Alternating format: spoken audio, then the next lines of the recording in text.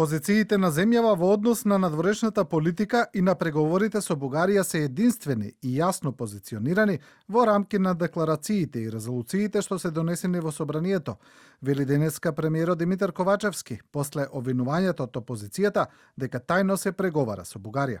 Позициите на Република Северна Македонија во однос на единството и во однос на единството како внатре во државата, така и надвор од државата во меѓународната политика се многу јасно и чисто дефинирани во нашето уредување и исто така многу се јасно позиционирани во рамки на декларациите и резолуциите кои што се носени во нашето собрание. После одбивањето на опозицијската резолуција за Гоце Делчев од страна на владеачкото мнозинство во собранието, собранискиот спикер Тала Џафери во синоќешната анализа на телевизија 24 вели дека за него немало ништо спорно во тој текст, а секој договор со Бугарија треба да биде поддржан и од пратениците. И треба да се вклучиме ние како собрание во фаза кога ќе треба да се вклучиме проактивно, ќе се вклучиме секако.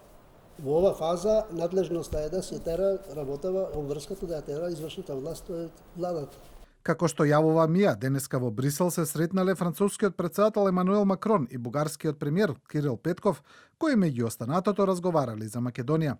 Според информациите, претседателот на Француската република го охрабрил Петков за продолжување на диалогот за изнаоѓање решение за спорот, што ќе овозможи официјално отварање на преговорите за членство за Македонија и Албанија.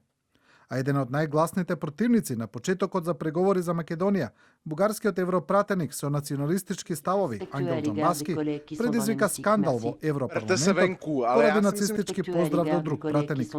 Џамбаски се правда дека поздравот не бил нацистички, а од Европскиот парламент најавуваат санкции за бугарскиот пратеник.